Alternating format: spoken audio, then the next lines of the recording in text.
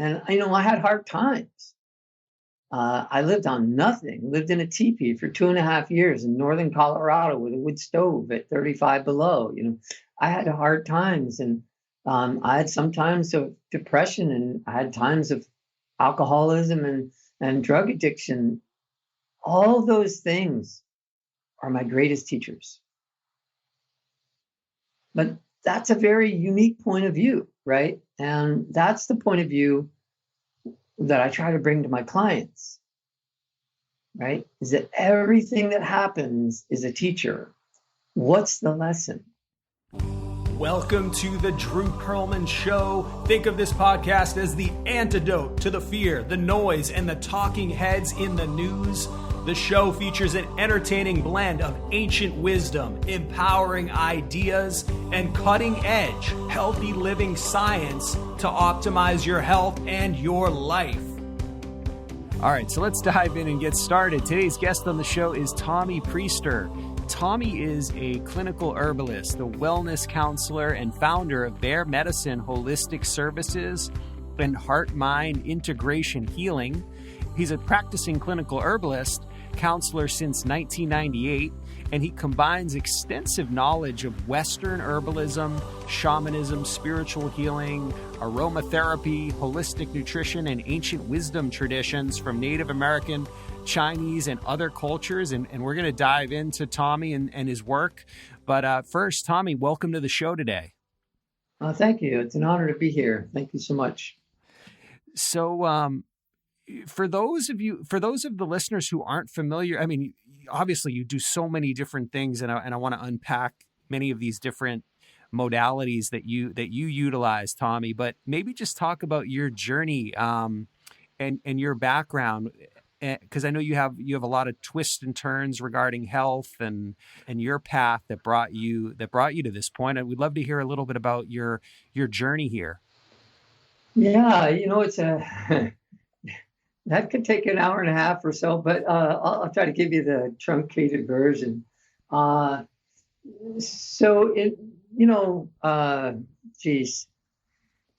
come from a very unconscious family. Both parents, struggled. Both parents came from their own forms of dysfunctional families and alcoholism and things. And I didn't grow up in a family that was really awake. My mom was a superhero in the sense that she was 5'2", and she was the first woman in the state of New Jersey to become the councilwoman at large of our town. First woman in New Jersey to run for mayor. And so she was really like a go-getter, and she created her own business. She raised 4 kids by herself. So she was an amazing person. And she just died a year and a half ago after a COVID vaccine. I had this dysfunctional background, which, there was a lot of internal trauma, internal pain and suffering, if you will. And so that led to my own addictions. I finally woke up about my addictions in 1997. But what drove me to wake up was the loss of my left hand and forearm in an accident. Things were starting to push my consciousness, trying to stretch my consciousness. I felt like spirit was trying to get me to realize the path that I was on was a path of self-destruction. I was a professional windsurfer for many years and built boards for pro sailors all over the world, and was really a rock star in my industry.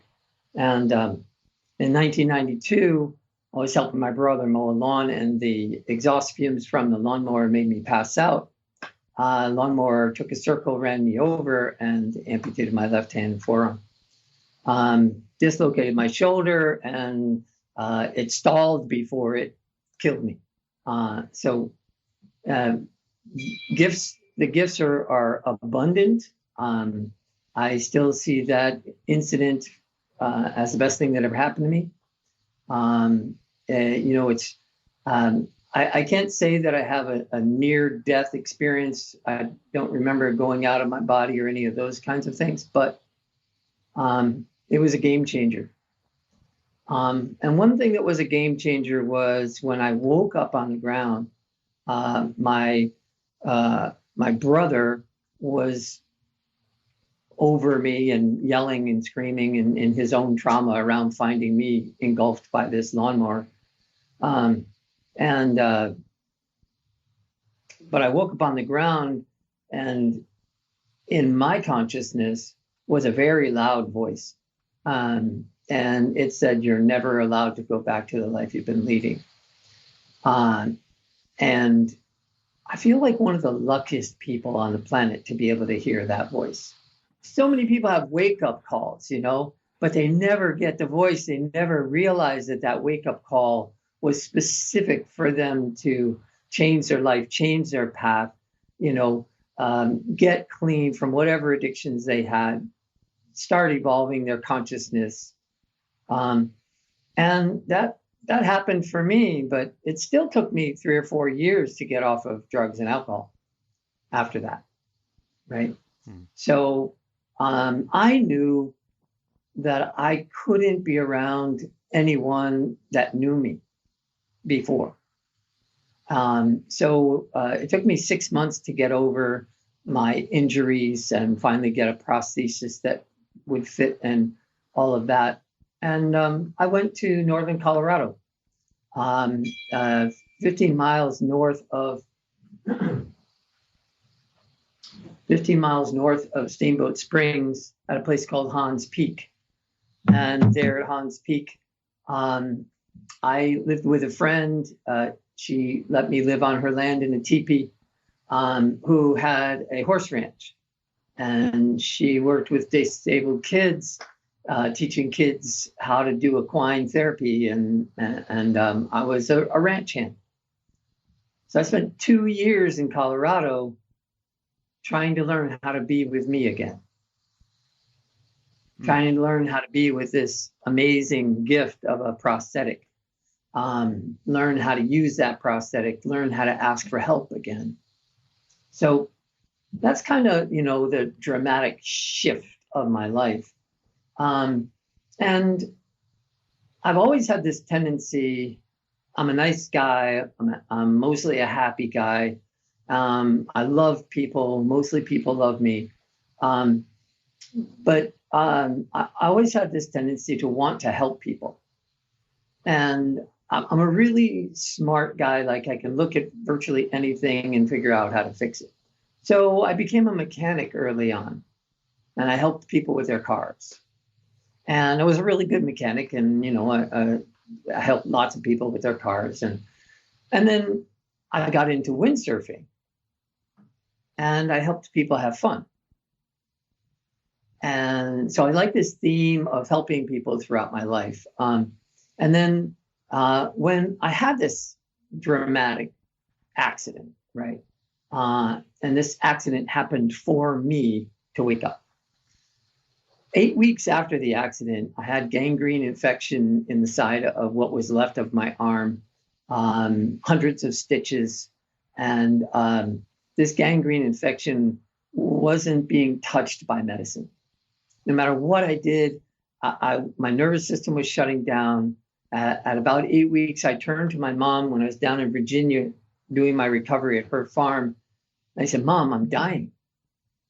I don't believe in the way the medicine is. I don't believe in these chemical medicines. It's visible, Mom. They're killing me." And I said, "I need you to take me to New York City.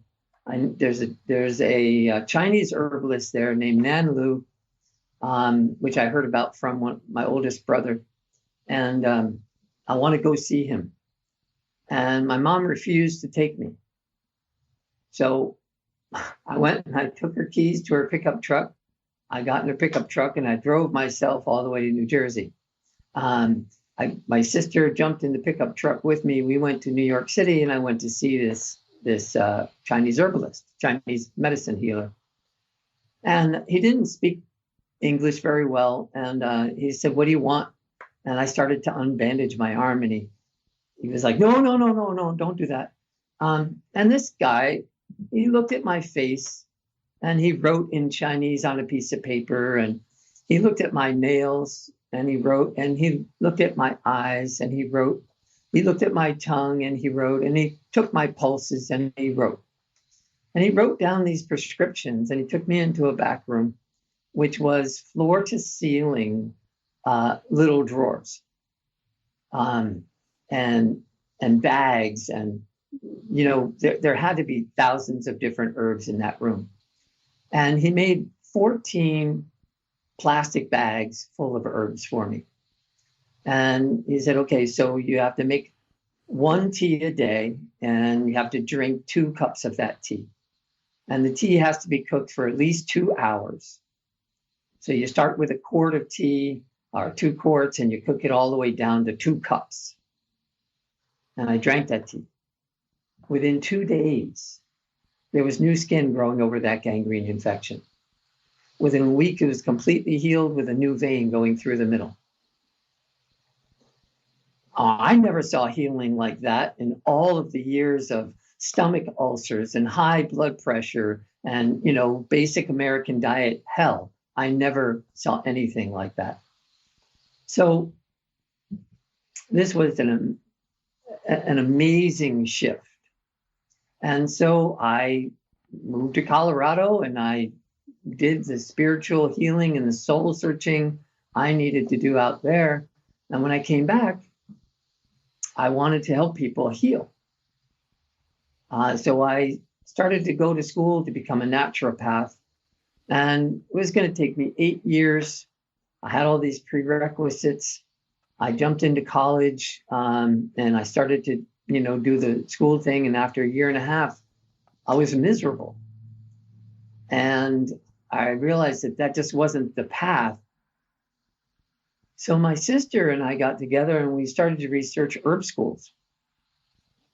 And I was still down in Virginia, and there was an herbalist who had a local tea shop, and she happened to be a friend of my mom's. And so I did my first apprenticeship with her, and we studied herbs, and she taught me how to make salves and creams and teas and, all the different things, powders and bath salts and, all the good stuff. And then I moved to New Jersey, and I found an herbalist named Gail Ulrich, and Blazing Star Herbal Schools up in Shelburne Falls, Massachusetts.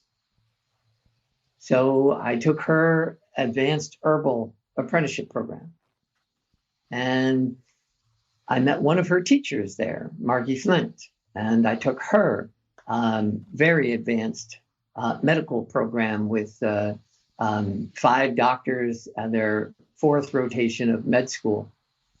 And then I met one of her teachers, Matthew Woods, and studied with him, did a 2-year practitioner's degree with him. And then I met all of their teachers, which was William Lasassier. And I was able to be at William Lasassier's last class that he ever taught before he passed. And so, kind of going up this ladder of teachers, and I became very proficient at all of those same skills that Chinese herbalist used on me. And now for the past 17 or 18 years, I've been teaching these skills to other herbalists through the Boston School of Herbal Studies. So that's sort of a quick version of my path. Yeah. Well, that's great, Tommy. Well, now we're out of time for the show. No, Jessica, I'm just joking. No, that was wonderful. And it really is amazing, though, just to go back to that injury, or with the lawnmower. I mean, how it would seem so many people I would think many people would be bitter, why me, that why me attitude, but you had like the reverse, like, as you said, the voice in your head, you can never go back. I mean, that's incredibly profound. I should be angry.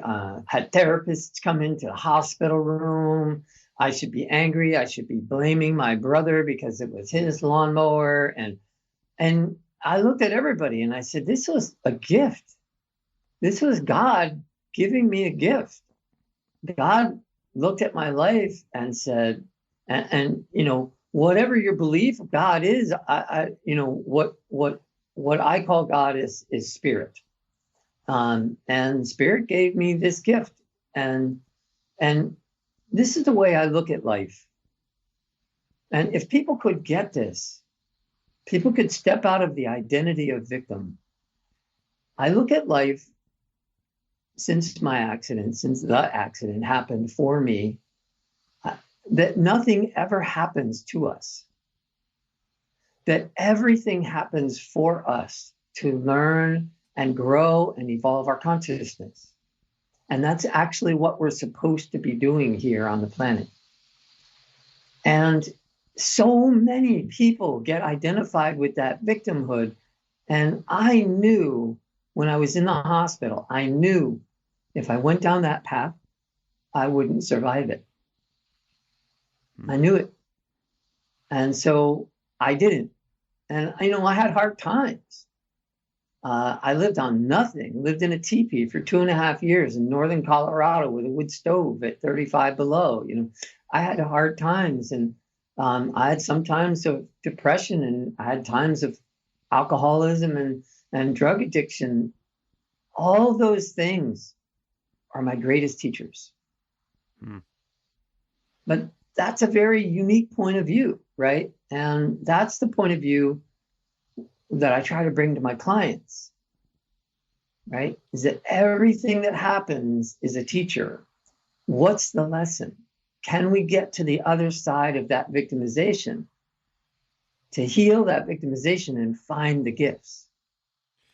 So Tommy, when someone comes to you with an illness or a sickness or whatever, I mean, obviously you bring in the herbalism, but it also seems to go much deeper too, as well.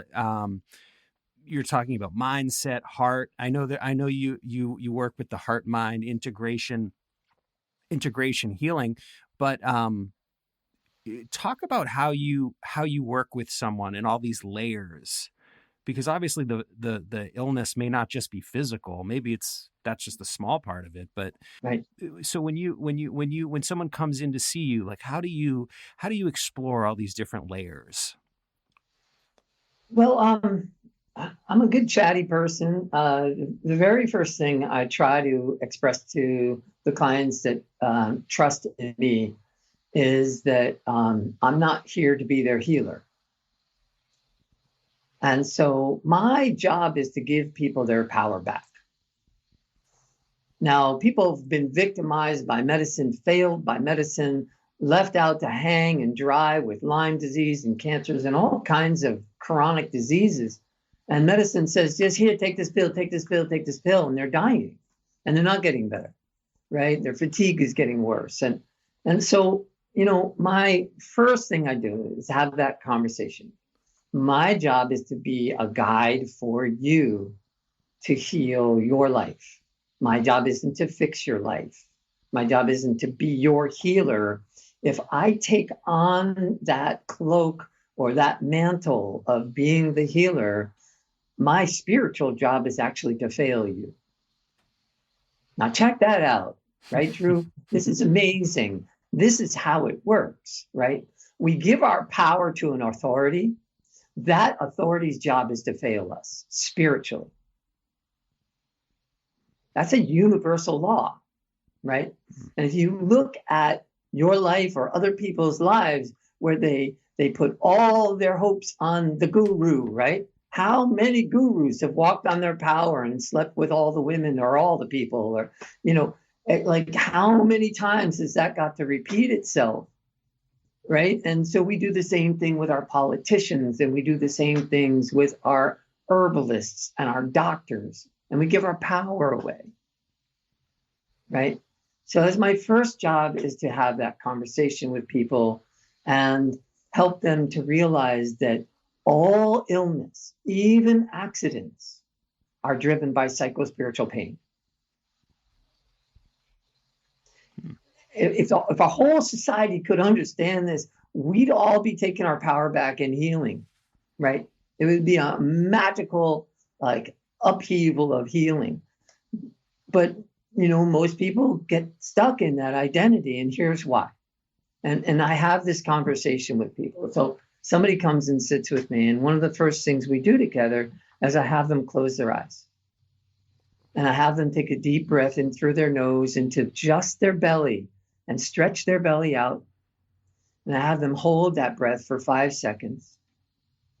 And then I have them say inside their mind, I am a vibrant, radiant, sacred being of light.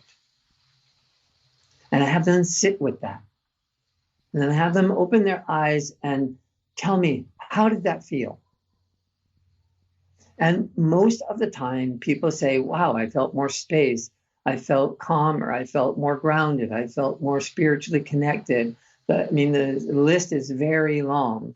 And every once in a while, somebody says, wow, I felt a part of myself push back. I felt skeptical, or a part of me felt skeptical. So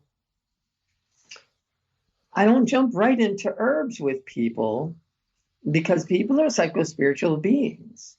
If I just jump into herbs, we're just doing the allopathic approach. So I have to break through that allopathic mentality that virtually everybody has, especially when they've been failed by medicine again and again, and drop them into their heart.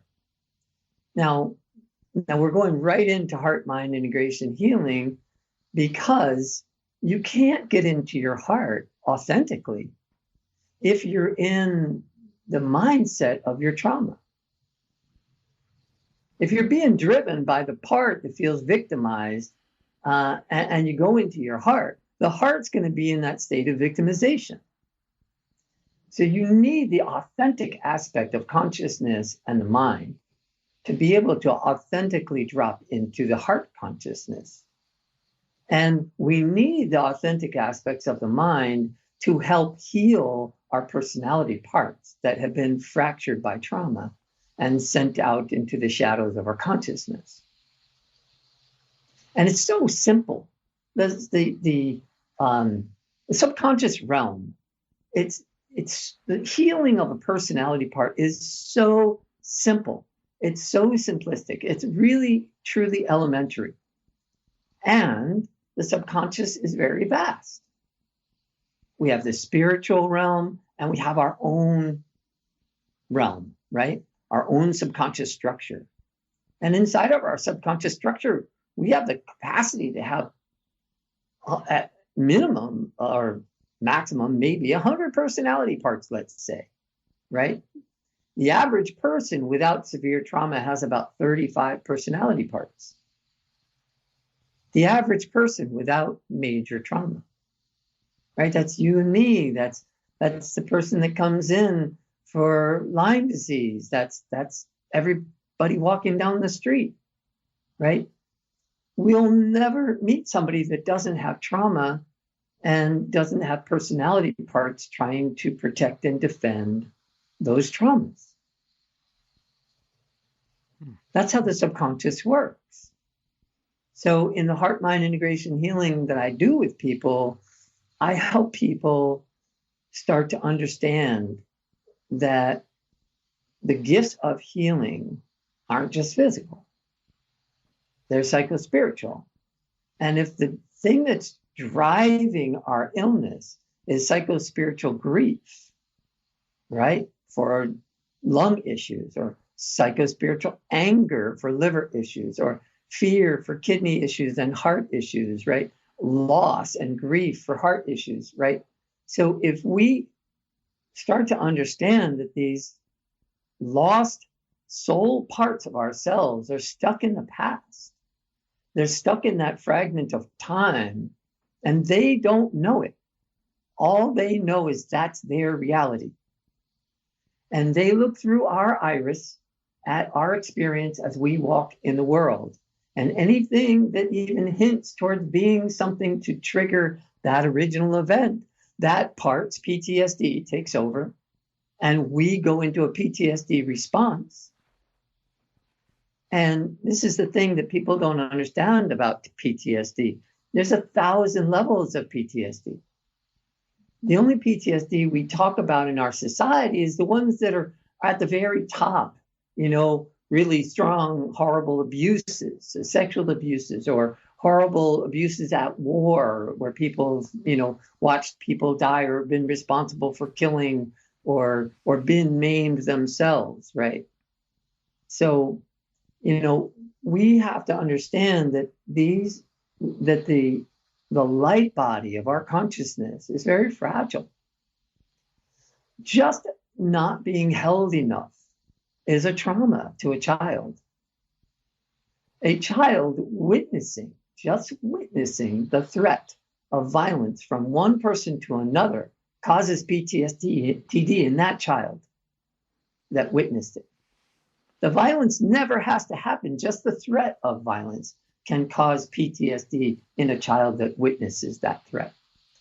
So we don't, as a culture, we're very asleep when it comes to what I'm talking about, right? And so you might want to ask me more about like how I came upon this information. But this is what I'm most passionate about, because this is what I see really help people transform their lives. Mm. And again, my job is to give people their power back to transform and heal. Mm. I'm just taking that in, Tommy. That's great. This episode's sponsor is Microbiome Labs. For the last 9 years, Microbiome Labs has been committed to advancing understanding of the human microbiome. They're at the helm of innovation, putting new formulations and technology in the hands of healthcare practitioners and patients. Among many other novel innovations, MBL can now help improve the gut-brain connection with their ZenBiome Cope and ZenBiome Sleep products. Maybe it's been a while since you've re-examined your probiotic choices, the science around the microbiome, or novel solutions that are coming out every day. Microbiome Labs will be here at the forefront of science, continuing to pioneer health in this space. For more about this strain and other gut microbiome products, just visit microbiomelabs.com. And as a special bonus for the Drew Pearlman Show listeners out there, receive 15% off your total order from Microbiome Labs by just using the discount code that is in the show notes. So you're most passionate about the heart-mind integration because you've seen it. I mean, would you say this is sort of, it seems the way you speak about it, this is core level healing. Like this is Yep. the core. This is, Yep. and just what do you do? Well, I got so many questions here, but with someone who has experienced trauma, with someone who's just in pain, obviously their heart is going to be somewhat, I would think, somewhat buried, somewhat hidden. And yeah. I wonder how one gets through that for someone that's really in a lot of pain. So let's talk about physical pain, right? In less than 3 to 5 minutes, I can, just through conversation and just through guided breathing, I can take someone from a 10 to a 5 to a 3 to a 2 in sensation. Just by helping that person disidentify from the pain and the identity of the body. So let's just do a quick little thing. So what was the last time you felt frustrated or anxious? Probably about 20 minutes ago.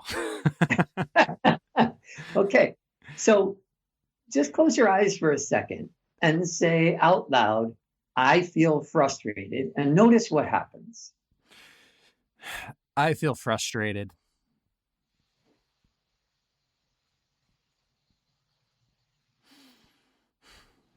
Well, I feel maybe it lessened a little bit by saying it out loud. Is that Maybe. And so close your eyes. I want you to say it differently. okay? A part of me has been feeling frustrated. A part of me has been feeling frustrated. Now, what do you notice between those two?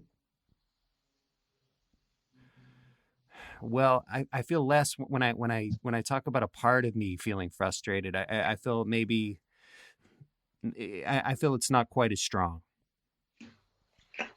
So, are you actually the personality part that feels frustrated? Or are you a vibrant, radiant, sacred being of light? I'm a vibrant, radiant, sacred being of light. Right on.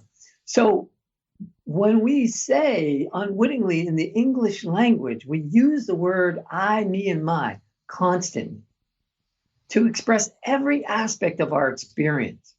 And it's one of the core mistakes we make, because when you identify with your experience, every personality part you have has no choice but to feel the totality of that suffering. Right? And unfortunately, the English language, it's a little bit clunky to say a part of me.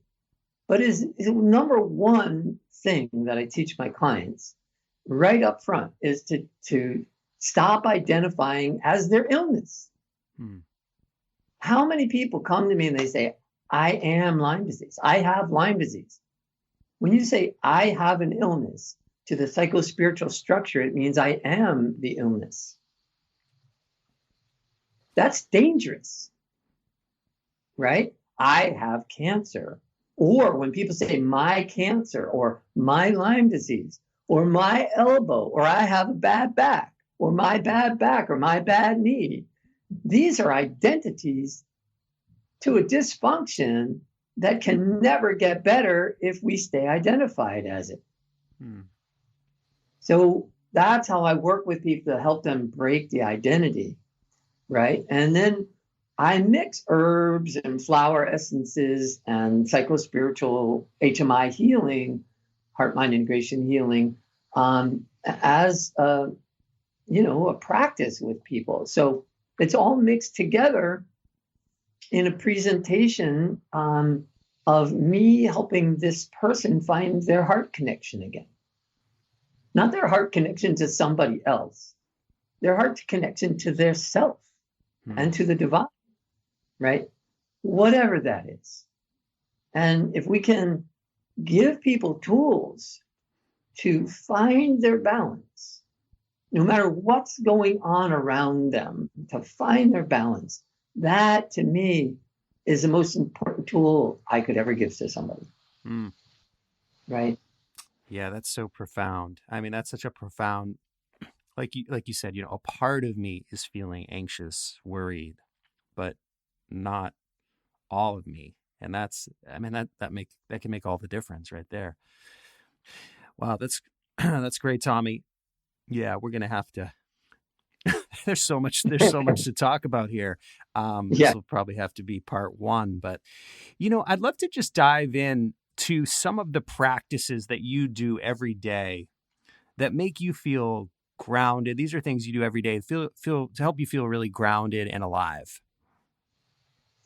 Well, that's a great question. So I do what I teach my clients. I use a language, a part of me, even to myself inside my own head. I'll say, a part of me feels scared right now, or a part of me feels anxious, or part of me is frustrated, and that allows me instantaneously to be the witness of that part of myself. And I also go to bed doing that breathing exercise I taught you. And I'll do it 5 or 10 times as I lay down, before I go to sleep. And before I get out of bed in the morning, I also do it. And I'll do it many times throughout the day. It's incredibly grounding. What I love about that breathing exercise is it activates the vagus nerve. It takes you out of sympathetic fight-flight response, puts you into parasympathetic mode, which means you're grounded and centered. That, with a part of me language, allows me to be grounded and centered and to witness what is going on in this physical body and these emotions in this physical body. So this all works off of one simple principle. So this body of yours, does it belong to you? Are you the body? No, well, I mean, I don't know. I think maybe I'm renting it, but Yeah, that's a good for a period of time. Well, so if we consider the spirit, right? And mostly now there's a really good understanding that the spirit never dies. The spirit, soul, consciousness, that never dies, right? And so when the body dies, the spirit goes home to the divine, whatever that is. But the body goes back to the earth. So who does the body belong to? The body belongs to the earth. It's just a temporary place that's made out of minerals and vitamins and nutrients from the planet through another human body for this body to be birthed and be born. But if I say my body, I'm taking ownership over something that isn't actually mine. And when I identify with the body, I lose identity with self, especially if I'm identifying with the body that's suffering, right? My bad knee, my elbow hurts, right? My whatever, my illness, my Lyme disease. These are very dangerous identities. So that's a big piece of the process with people, is to help people come out of that place and realize that they're divine beings in this body, here to have a human life. But why did they come here, right? Did we come here to have fun? Well, maybe that could be part of it. Did we come here to learn how to love? Yes, that could be part of it. Did we come here to learn how to grieve? Absolutely. Did we come here to learn about anger? Absolutely. Did we come here to learn about betrayal? Mm-hmm. We came here to learn about being human, because we can't do that in spirit. This is the only place we can do it, right? So here we are as humans, except we have this English language that has the word I in front of everything we say, right? And that pigeonholes us into this human experience, and we start to identify with our suffering. So, Tommy, can you walk us through the breathing one more time for any Sure. just the basic for anybody that wants to do it with you? So you can do this as many times as you want. And generally speaking, it works very quickly. So you just, exhale, close your eyes, take a deep breath in through your nose into just the belly. So you're stretching the belly out with a nice deep breath, and then hold it for 5 seconds. And when you get ready to release that breath, you're going to release it through tightly pursed lips, making a hissing sound. But you want to release it as maybe twice as long on the exhale as the inhale. So, and as you do that, you always just be present to what's happening. So I always say it this way: be the witness. Don't be the body, don't be the brain, don't be the thoughts, be the witness. And in Buddhism, they say be the observer, right? In meditation, be the observer. That's what we're talking about. Be the witness. Now, as the witness, if I'm the witness, I'm not the personality part that's suffering. Who's the witness? Right? Such a beautiful question. Who's the witness? Well, I am a vibrant, radiant, sacred being of light. I'm the witness. Self is the witness. Right? And so this is the promise of HMI.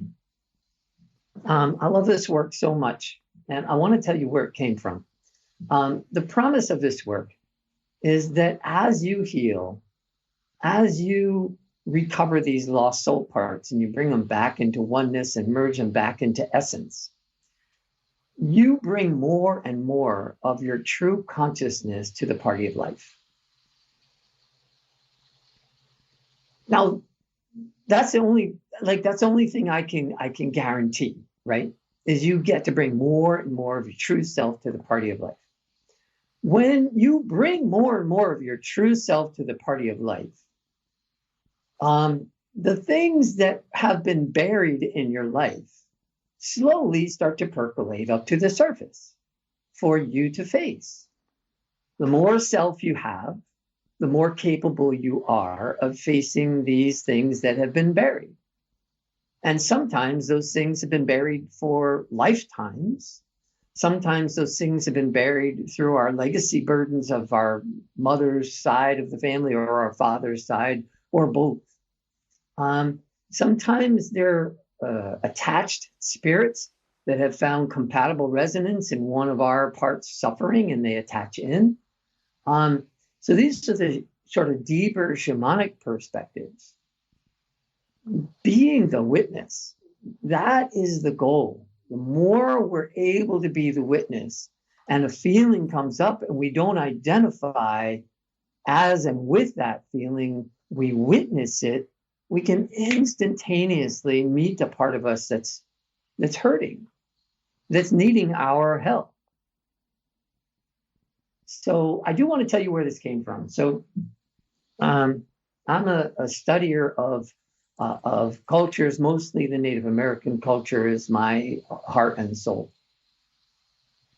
And in 1997, I got clean from drugs and alcohol because my brother had a severe heroin addiction, the same brother that found me on the ground with the lawnmower on top of me. Go figure.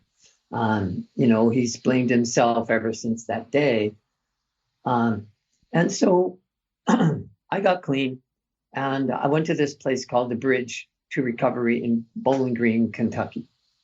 And it's the best money I've ever spent. And I stayed there for 8 weeks.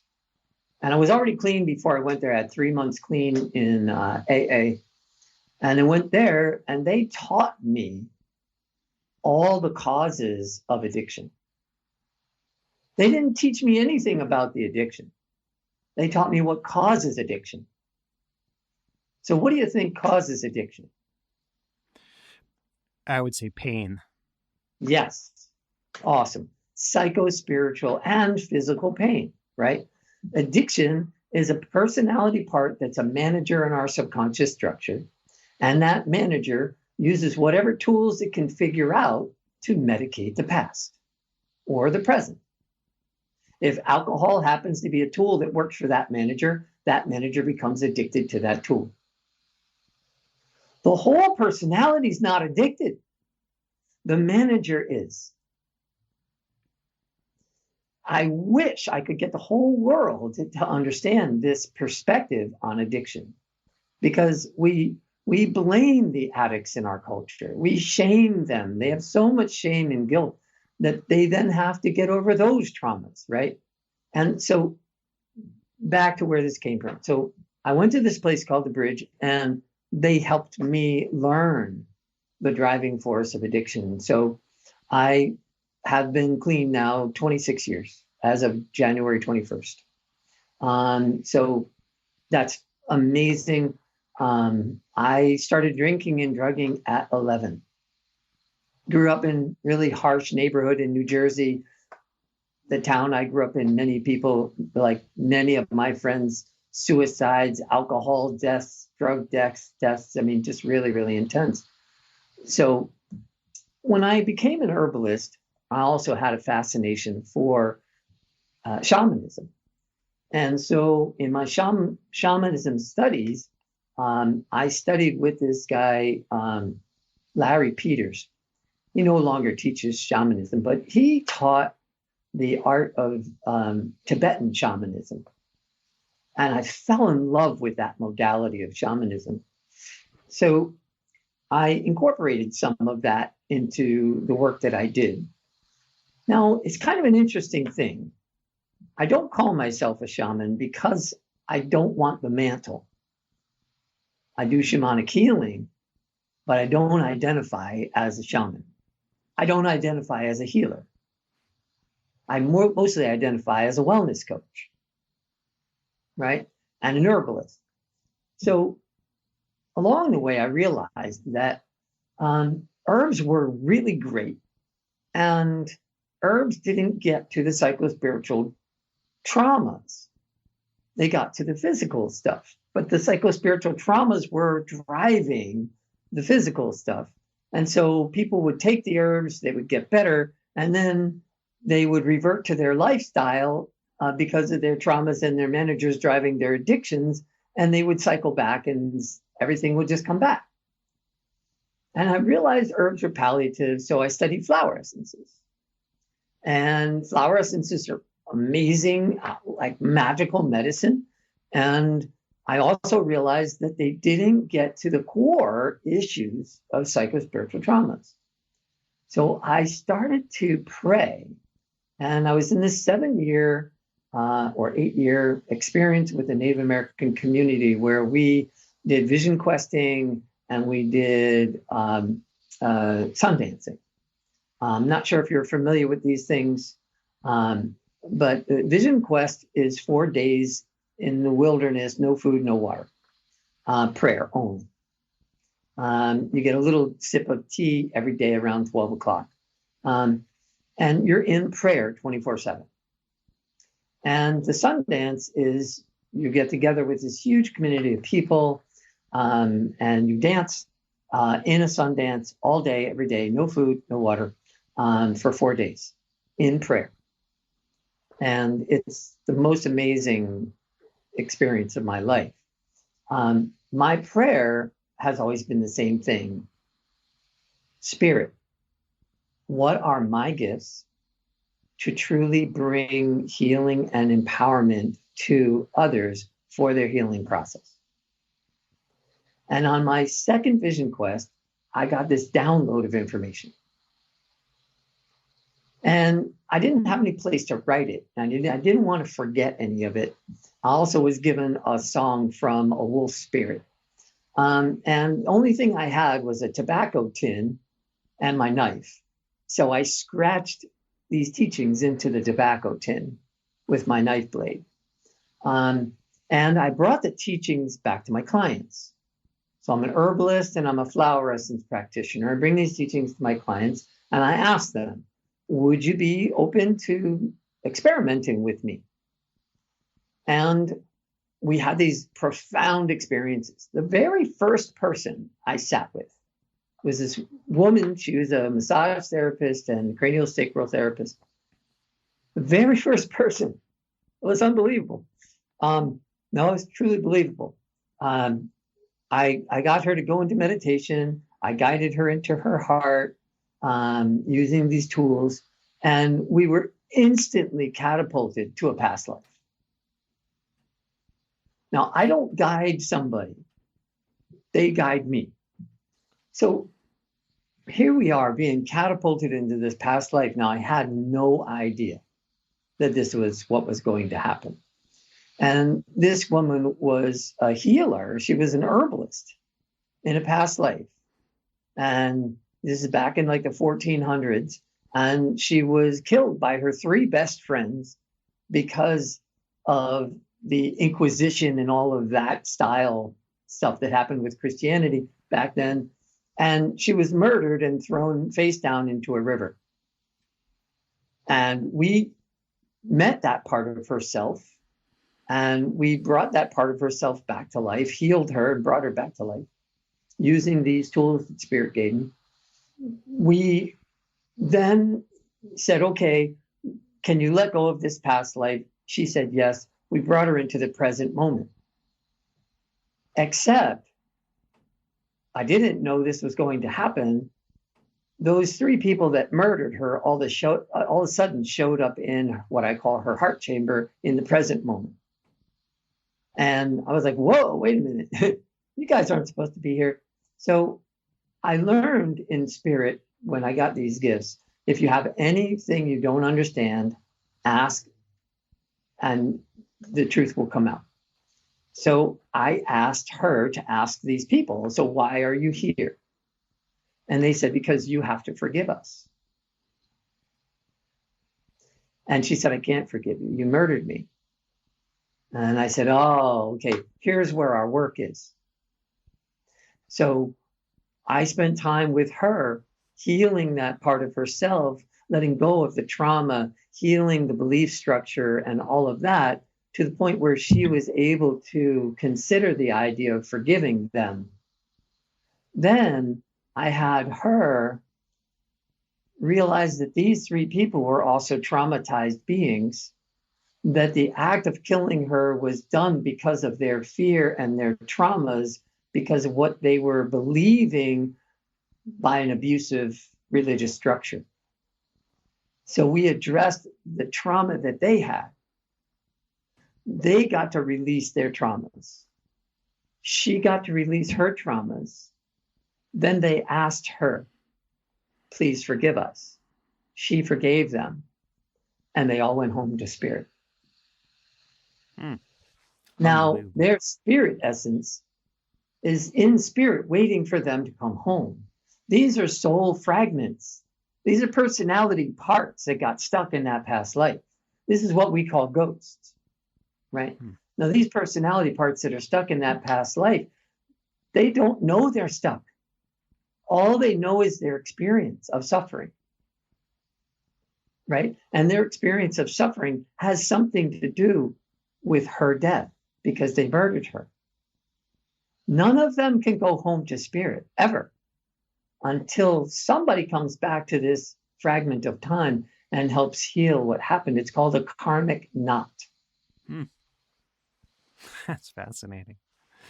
I've never found anyone in any shamanic circle that can explain this to me the way I just explained it to you. Now, in shamanism, my job is to heal my part. My job is to leave my body, heal my client, My job is to heal my body, leave my body. I go into their subconscious structure. Now that is putting myself on a mantle. I become the pedestalized being as the shaman. I become the healer, and I take their power from them.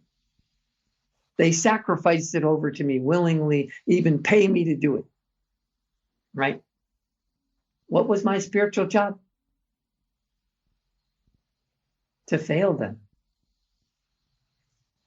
If I allow someone to put me on a pedestal, my job is to let them down when they most need my help.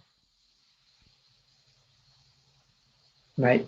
That's a spiritual law of this universe that we live in. Nobody knows it. Right? So we unwittingly put our power in we're taught this, right? In our structure, our family systems, and our cultural systems, we're taught to give our power to the authorities. These authorities are supposed to be empowering us. Our parents are supposed to be empowering us, not us seeing them as the authority, right? They're supposed to empower us to be our own authority. And if we walked in that way, not in the ego, but in self as our own authority, right? This world would be so different. So different. Goodness. Well, I can already tell I'm gonna go back and have to listen to this episode 25 times to get all this, because there's so much here, Tommy, and this has been wonderful. I know we're gonna have to do a part 2, maybe a part 3 and 4, but this was wonderful. You know what? Final question. Just sort of as a rapid fire here, if you could offer some words of wisdom to your younger self, maybe like your 10-year-old self, what words of wisdom, if he was here sitting with you, what might you tell him? Well, number one is don't drink and drug. don't go down that path. You'll wake up a lot sooner if you don't. And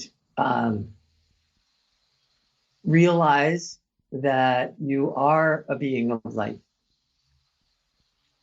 that you are divine. You are a light fragment of the divine in human form. And if you can realize that, your life's going to be a lot easier in the beginning. Tommy, where can people find you if they want to learn more about you and your work? Where should they go to find you? Well, I have a website, which is bearmedicineholisticservices.com. And, on my website is my phone number and my email. I also am a 17, 18-year veteran teacher on the staff of educators at the Boston School of Herbal Studies. And I do want to put in a plug for the school. It's an amazing school, and we take people from total novices all the way to practitioners. We have three programs. We bring in guest herbalists from all around the country to help our herbalists get a broader perspective view on healing and herbs. If people want to experience some of the things I have to offer, I have a bunch of free stuff. Being that the community has supported me for 20 plus years, in March of 2020, I set up a free herbal forum. It's every Friday morning at 10:30 to 11:30. If people go to my website, they can just jump on. And it's for all walks of life. You don't have to be an herbalist. Come there and, learn. I bring a topic each week. People online ask a bunch of questions. We have a raise hands policy. People just raise their hand and ask a question. I also do, I guide people in the Heart Mind Integration Healing class, which is the fourth Thursday night of every month. And I didn't talk about this part of the healing process at all, but I'd love to go deeper into this. Probably one of the most prominent things that is the biggest hurdle, and I would say it's upwards of 90%, maybe even 95% of every person who has any illness, any chronic illness. Upwards of 95% of those people have parasites of one form or another. And so I have a parasite cleansing group, and we meet the first and third Thursday night of every month, 6:30 to 7:30. And it's a free forum. Anybody who wants to learn how to clear parasites and heal from parasite infestations. Now, the cool thing about parasites is they attach to our trauma. So healing parasite infestations also allows us to get closer to the parts of us that need our help. So all fascinating stuff. I really am touched that you reached out to me and that Joan sent you my way. Yes. Yeah, one of my dear friends, Joan, a listener and a good friend, is a huge fan of Tommy's and connected me with Tommy. So, I think this is just the beginning, Tommy. So this was great to connect with you, and look forward to many more conversations with you. Yeah, likewise. And if you ever want to meet in person or do an interview in person, since you're close by, we could set it up that way. I have a really nice big living room where you can come and hang out. I'm all over that. Yeah, absolutely. I can see Tommy's his space here in the background and all the tinctures, and it looks amazing there. So I would love to do that. All right. Well, thank you so much, and we'll put everything in the show notes so people that want to visit and connect with Tommy, you can do that. But Tommy, thank you so much. Thank you, Drew. It's my pleasure and an honor to be able to share time with you. Thank you for listening to the Drew Pearlman Show. I hope you enjoyed today's episode. In the words of Mark Twain, 20 years from now, you will be more disappointed by the things you didn't do than the things you did do. So throw off the bow lines, sail away from the safe harbor, and catch the trade winds in your sails. Explore, dream, discover, and stay well, everyone.